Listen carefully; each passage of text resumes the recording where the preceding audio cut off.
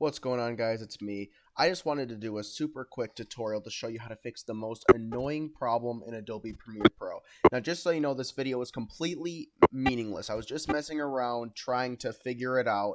It literally has nothing. I'm not going to upload this or anything, but anyway, this is just a super annoying glitch that I found in Premiere Pro. I had done so much troubleshooting.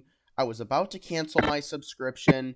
I was really angry that I'd spent all this money to get this dud of a software. You can see I can't do basically anything. I can't drag this over. I can barely move the frame. I can't, nothing, literally nothing is working at all. I can't view this. I can't do anything.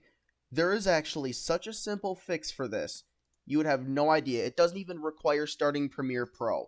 It's so easy. All you literally have to do, you see, we're going to go into our project media thing over here where you import all your media. This is so easy to fix. All you have to do is click these three little buttons, and then you see right here where it says preview area.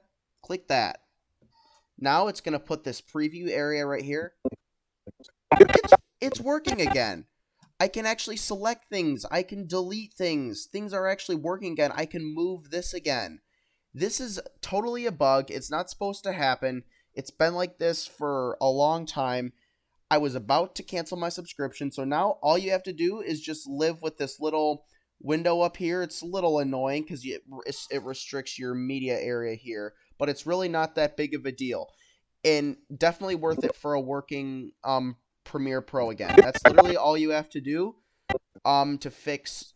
And this fixes a lot of issues too. It's not just this random timeline bug. A lot of it'll just be a playhead problem. But either way, guys, I hope that fixes your issue. It's such an easy fix. I really hope Adobe can update it and fix that stupid issue at some point soon. But until they do, this is the fix for it. No matter what 3D renderer you're using, whether it's the Mercury one or if it's just like OpenCL, this will fix it. It's literally all you have to do. For some reason, having this preview window here open will fix it. And if I turn it off, it just stops working again. So that is just a quick tutorial on how to fix that super annoying glitch bug, making it software unusable in Adobe Premiere Pro because it's expensive software and you want to get the most out of your money. So that's just a quick tutorial on how to fix it to get everything working again.